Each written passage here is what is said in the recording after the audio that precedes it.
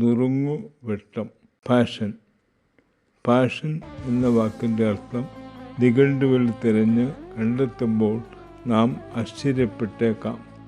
തീവ്രമായ ആഗ്രഹം, ഒരു വസ്തു, വ്യക്തി, കാര്യം എന്നിവയോടുള്ള അഭിനിവേശം, അടക്കാനാവാത്ത താല്പര്യം, ഒരു കാര്യം ചെയ്യാനുള്ള അദമ്യമായ ദാഹം, അതിൽ നിന്ന് കിട്ടുന്ന ആനന്ദം എന്നൊക്കെയാണ് ഒരർത്ഥം.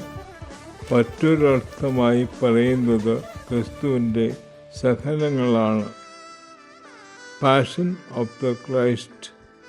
എങ്ങനെ ഈ രണ്ടർത്ഥങ്ങൾ പൊരുത്തപ്പെടും? അതിൻ്റെ ഗുണവും ഫലവും, മെറിറ്റ് ആൻഡ് ഇഫക്റ്റ് മനസ്സിലാക്കിയത് കൊണ്ടായിരിക്കാം ഒരുപക്ഷെ ക്രിസ്തുവിന് സഹനങ്ങൾ അഭിനിവേശമായി മാറിയത്. എനിക്കൊരു സ്നാനം സ്വീകരിക്കാനുണ്ട്, സഹനത്തിൻ്റെ സ്നാനം. അത് സ്വീകരിക്കുന്നത് വരെ ഞാൻ എരിപിരി കൊള്ളുന്നു എന്നും യേശു പറയുന്നുണ്ട്.